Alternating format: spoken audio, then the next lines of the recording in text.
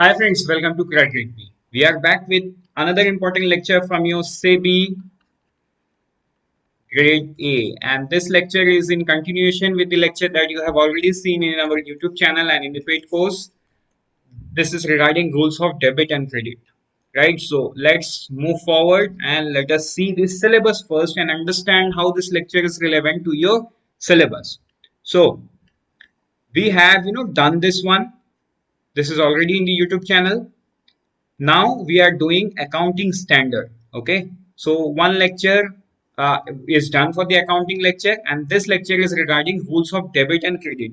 See, the second one says accounting standard with specific reference to accounting for depreciation, inventories, revenue. Right, so you will only understand with reference when you understand what is accounting at the first place. Okay, first we should know accounting, then only we can use this reference to understand other concepts. Understood? So here we will give some good amount of time in understanding accounting standards. Here we understand rules of debit and credit. So these are two simple words, right? It may sound simple, and it is simple thing, but the only thing complex here is the dual accounting, right? So we follow dual entry, means every transaction goes through two uh, to entry. It's so simple. How? देखो, तुम्हारे जेब में अगर एक purse है, उस purse में अगर कैश आता है, तो वो कैश कहां से आया है? तुमने बैंक से विड्रॉ किया है ना? तो क्या हो गया? तुम्हारे बैंक का खाता, जो तुम्हारा बैंक, वो डिप्रिशिएट हुआ, वो कम हुआ. तुमने जब एटीएम से निकाला, तुम्हारा बैंक का पैसा कम हुआ ना. Number one entry. Number two entry, तुम्हारे जेब में पैसा बढ़ गया है, मीन कैश इन हैंड बढ़ गया. कैश इन हैंड प्लस बढ़ गया. यही पे तो हो गया ड्यूल एंट्री. तो हम, the accounting that we follow is the dual accounting system. Understood? Dual accounting system. So before we understand, now when I say this, that when you withdrew money from your bank account, the amount got reduced and your cash in hand increased to the same amount. ठीक है, तुमने 1000 रुपए withdraw किया, 1000 रुपए तुम्हारा cash in hand बढ़ गया है. तो यहाँ का entry, this entry will be in the sum of the other books, and this entry will be in the sum of the other books. एक डेबिट साइड पे होगा तो दूसरा क्रेडिट साइड पे होगा. Only then you it will be balanced. See, if you are not from the non commerce background, okay, only this part of the lecture will be confusing to you. But if you give your time and watch the entire lecture, I can guarantee that this would be one of the best, way to spend this next 30 minutes.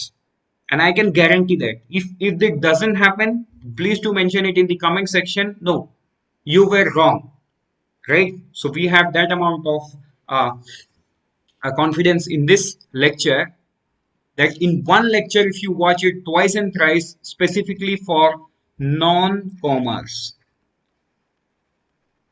non-commerce students, this one lecture will be enough for you to understand what is required for this examination at least, right?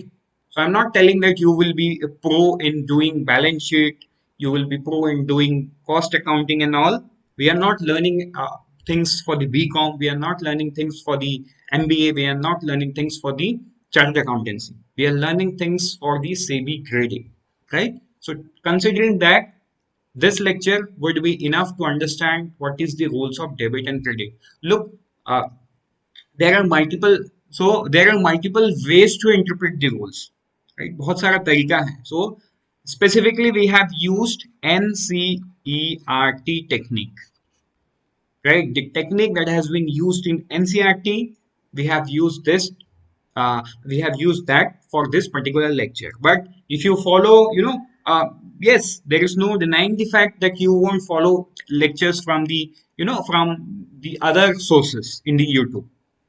So if you find that, you will land up in many lectures from the chartered accountants. See, they are teaching for the chartered accountants, right? Many lectures you will find that they are teaching for the 11th standard. Many lectures you will find that they are teaching for the BCom. Obviously, why not? Watch them. I'm not telling, because they are also giving some of the other information, and that would be, some of the other way adding value to your knowledge. There is no denying the fact. So you may go ahead and watch that. But this lecture, watch it twice and thrice, things will become easy for non-commerce. And if you're from the commerce, this would be the best refresher that you can have in next 30 minutes. So with this, let's begin the lecture. Right? So let's begin. The rules of debit and credit. So categories of recording transaction. We'll see first what are the categories of recording transaction. We have already seen three categories. The first one is asset, the other one is liability, the third one is capital. Then the moment we do business, we incur two kind of things. First, either we make profit or we make loss, right? So that is said as, if we are making loss, that is also an expense. Expense or losses are recorded in one head, and revenue or gains are recorded on the other hand. So these are the five categories of recording transactions, right? So let's see the five account. Now remember, whenever we make an account, it's in the form of T, like we are seeing, it's in the form of T. The left side being the debit side and right side being the credit side. Always remember this, the left side being the debit side and the right side being the credit side. And remember, just past two slides we have seen that we follow double entry accounting, means every single transaction will have two entry in two account. So every single transaction will affect two account from this five every time. Just remember, every time from this five: asset, liability, capital, expense or losses, or revenue or gains. Now how will it affect? How we will understand? Right? How we will understand? That is what we are trying to learn in this rules and debit and credit. Now, first thing, asset. So if there is an increase in the asset, if there is an increase in the asset, you make an entry in the debit side. And if there is a decrease in the asset, you make an entry in the credit side. Now, you have to remember only this. I will tell you logic. A logical flow to remember rest. Right? What is the opposite of liability? What is the uh, what is the opposite of asset? That's liability. For liability, it will be opposite. For every decrease in liability, we make an entry in the debit side. For every increase in the liability, we make an entry in the credit side. Right? And liability and capital is at the one side of the accounting transaction, right?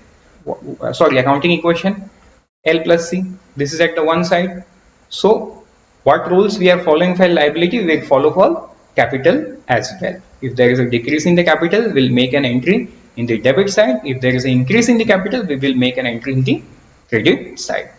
Now, expense and losses. See, expense and losses are just as asset, right? If there is an increase in the asset side, if there is an increase in the expense or losses, we will make an entry in the debit side. If there is a decrease, right? If there is a decrease in the expense and losses, we will make an entry in the credit side.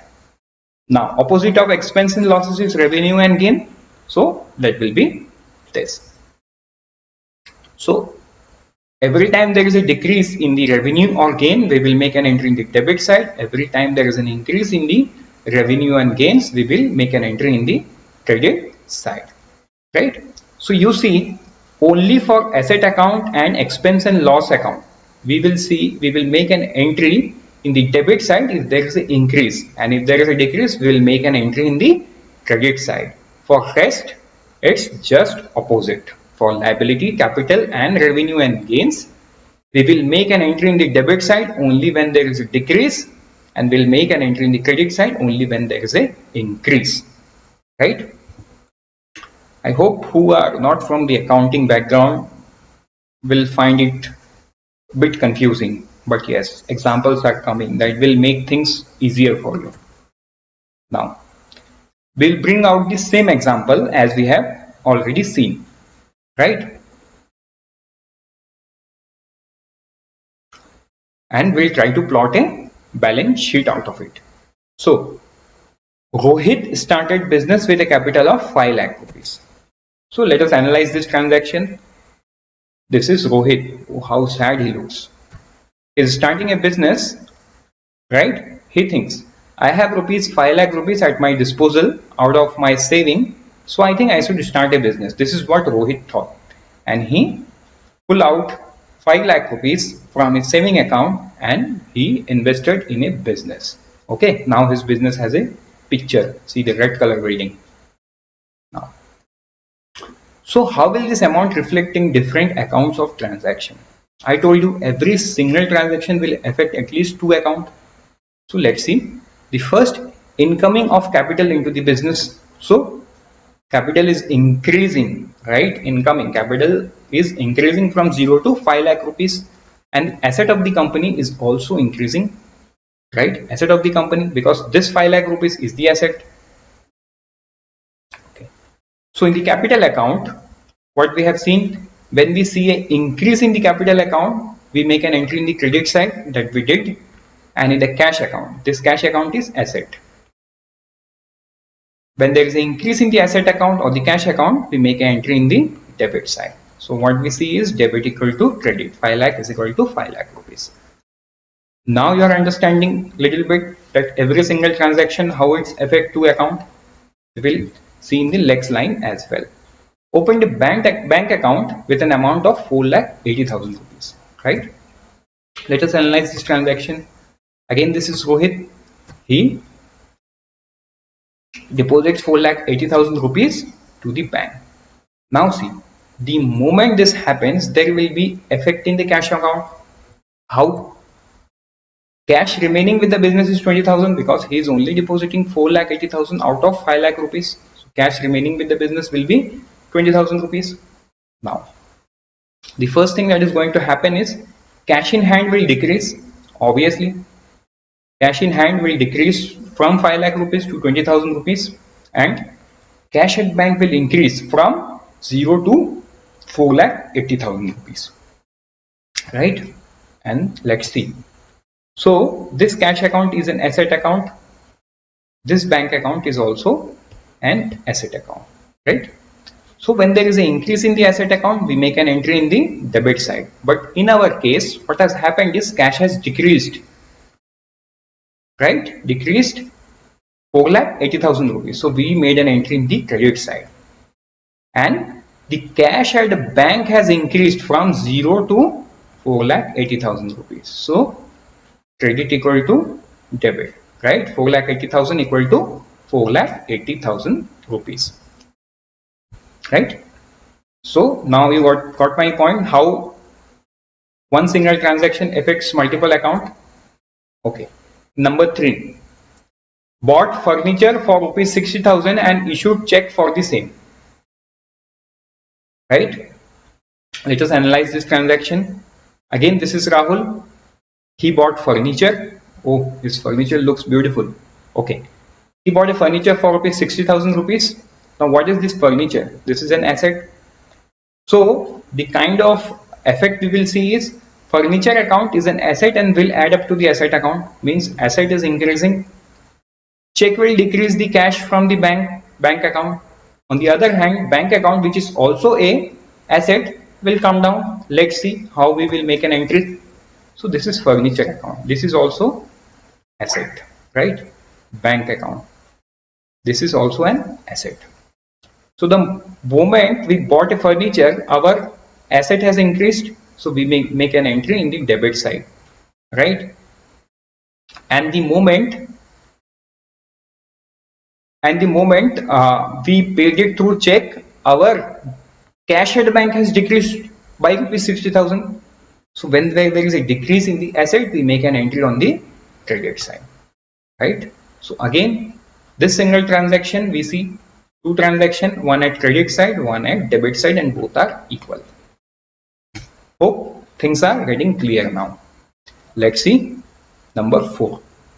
Bought plant and machinery from Ramji Lal for the business for rupees 1,25,000 and an advance of rupees 10,000 is given in cash, right? Let us analyze the transaction. Again, this is Rohit. bought plant and machineries for 1,25,000 from where? Ramjilal's shop. Oh, this also looks beautiful. Okay, and he paid 10,000 rupees as an advance, right? So the moment Ramjilal gives this furniture to Rohit, what is happening? Rohit asset is increasing by 1,25,000 rupees, right? As plant and machinery.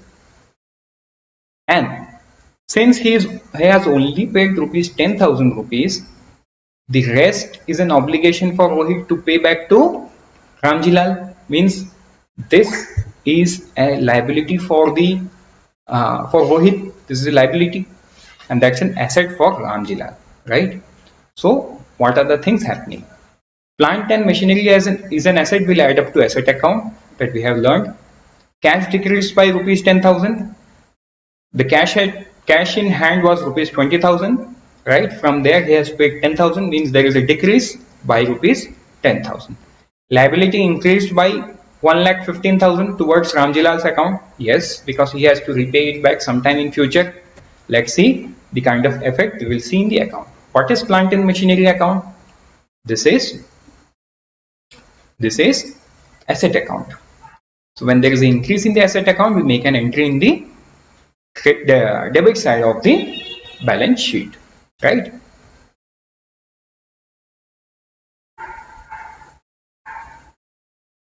We make an entry in the debit side, right? Now cash account is also an asset account, and when there is a decrease in the cash, we make an entry in the credit side that we have done, right? And when it's come to liability, the Ramjilal's account, right? So this is liability account. Our liability has increased by rupees 1,15,000 because this is what we need to pay back to Ramjilal at some time. So we make an entry in the credit side. So again here credit equal to debit. How? 1,25,000 in the debit side, right? And on the other side this is credit 10,000 and this is credit. So 1,15,000 plus 10,000 will give 1,25,000, right? Okay, let us start next. Goods purchased from Sumit Traders for rupees 55,000 rupees, right? Let us analyze the transaction. This is Rohit. Goods purchased for rupees 55,000 from where? From Sumit Traders. What is written? Sumit Traders Hardware and Marble. That's good. So he purchased good. So the moment Sumit Traders gives him this goods, he has increased his asset by rupees 55,000 rupees, right? But Rohit hasn't paid this amount to Sumit Traders. This means Rohit has a liability to pay it back, right? Rohit has a liability of 55,000 towards whom? Sumit Traders account. So what kind of effect will it make? Number one, asset is increasing on the purchase of goods for rupees 55,000 rupees. On the other hand, liability is also increasing as the amount was not paid to Sumit Traders.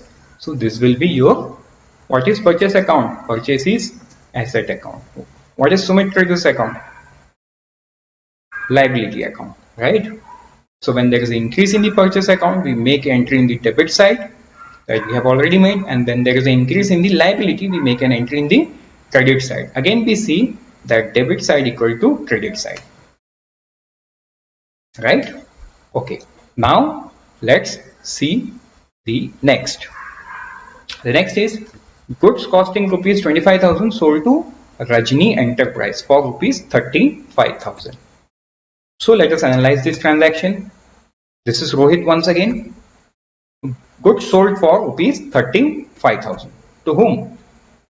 Costing 25,000. This is the selling price. This is the cost price to Rajni Enterprise, right? So, okay, let me rub it. So we see asset decreased on sale of good because this 55,000 that we have already purchased was an asset. So we have sold goods costing 25,000, means asset is dropping by 25,000 from 55,000, and liability for Rajni Enterprise towards Rohit account is also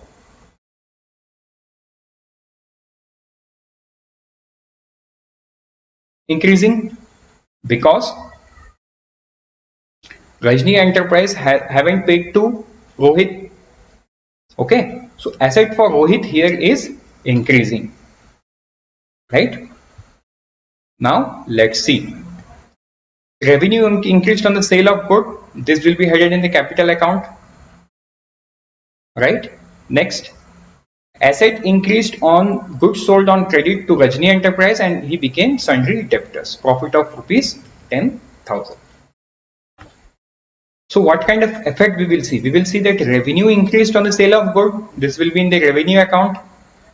Then we see asset increased as goods sold on credit to Rajni's Enterprise, but it became sundry debtors. We'll see how. And profit of rupees 10,000. Let's see the entry.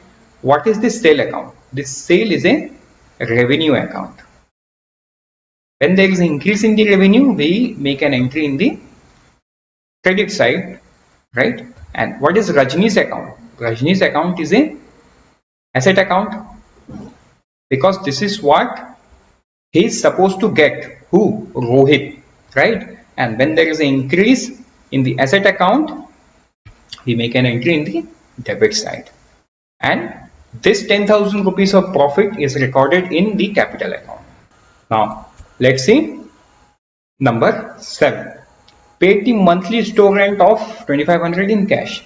Look, last time we did not see this, right? To explain you in much better way, we have added two to three more lines so analysis of this transaction is, this is Rohit once again. Rohit paid the salary in cash. Sorry. So this is Rohit once again. He paid the rent in cash to this person. Oh, this person looks very funny. What? Don't know. Okay. So the kind of effect we will see is rent is an expense, right? So we will have a decreasing effect on the capital account.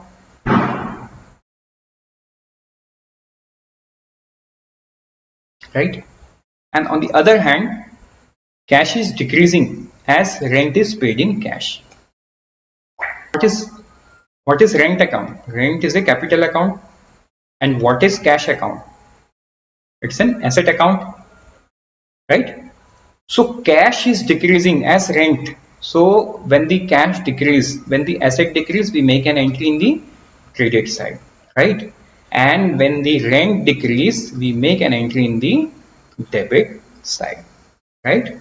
Hope you got this. Again, if you calculate, it's credit equal to debit, right? Now let's see next point. Paid rupees 5,000 as salary to the office employees. 5,000 rupees as salary to the office employees.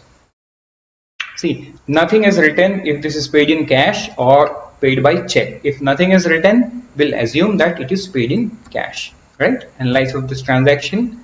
This is Rohit once again. He paid the salary of 5,000 rupees to his employee, right? So payment of salaries and expenses. So we'll have a decreasing effect on the capital account. Cash is decreasing as salary is paid in cash, right? So how much cash did he had? 10,000 rupees, right? He had first 20,000 rupees in cash and 10,000 rupees he has paid to Ramji Lal. And now after paying the salary to his employee, he would have only 5,000 rupees. See, one thing will confuse you here and in the last slide. What? So this payment is an expense, right? I have written it is an expense. Then why we are not writing it in the expense account and we are making an entry in the capital account? Look, expense are of different thing. That's an operating expenses. For example, when you run an office, you see maybe you are working somewhere, you have a pantry, right? And the office is incurring that cost for the milk, for the coffee machine, for the pantry boy and whatnot, right? Maybe you get a stationery, so that's an expenses. So all that kind of expenses we make an entry on the expense account. But this kind of entry, this kind of expense, we make an entry in the capital account. So let us see the entry. So the entry, what is capital account? Capital account is salary account is a capital account. Okay, so capital is decreasing. Payment of salaries and expense has a decreasing effect on the capital account of how much rupees? 5,000. Oh, I have not written it. let me write it, of 5,000. Decreasing effect, we'll put it in the debit side, right? What is cash account? Cash account is an asset, right? And in cash also we see 5,000 rupees has decreased. So we make an entry in the credit side. We make an entry in the credit side. So debit equal to credit, right? Debit is equal to credit. So let's see next. Next is receive check as full payment from Rajni Enterprise and deposited same day into the bank. Remember on the 6th point, let us analyze this transaction. Remember on the 6th point, we have seen good costing 25,000 sold to Rajni Enterprise for 35,000. But Rajni Enterprise at that moment did not pay it back to Rohit. Now at point number 9, they are paying it through check. Right? They are paying it through check to whom? To Rohit. Right? So the moment they do it, we will see an increasing effect in the cash at bank, number 1, and decrease in the liability on the Rajni's account. So what is a bank account? Bank account is an asset. Rajni's account was also an asset. Right? Now, when there is an increase, in the asset or the cash at bank, we make an entry in the debit side. And we see in Rajni's account, we see there is a decrease in the asset because when the Rajni did not pay the amount, that has become the asset for Rohit. Now, since they have paid, this asset do not exist. So we see the decrease in asset. So we make an entry in the credit side. So again, credit equal to debit. I hope by this 9 points, the 5 kind of transaction we have covered and you are almost clear. If you are not clear, please go back and watch this section again and again. I hope things will be clear. Only thing that you have to remember is that 5T table that I have shown in the first slide. The moment we started to learn rules of debit and credit, right? Now, let us conclude rules of debit and credit. We learned about debit and credit and observe how transaction affect account. So the process of analyzing and recording transaction into the account is helpful only as learning exercise. Wonder, we have seen so many things, we are learning so many things only as a learning exercise. Then what are the things that are happening in real life? This is a confusing part, right? In real world practice, transactions are not directly recorded into the accounts, right? Now you might be in a state of confusion. Then how does that happen, right? So this happens through journal or book of original entry, where it is recorded at the first time that we will go see in the upcoming slides. Now, again, we are landing up to the outline of the lecture where we have already covered rules of debit and credit. With this, we have come to the end of this lecture. We wish you very good luck from the Team Crack Rugby. Thank you and happy learning. We wish you very good luck for your upcoming examinations. Thank you.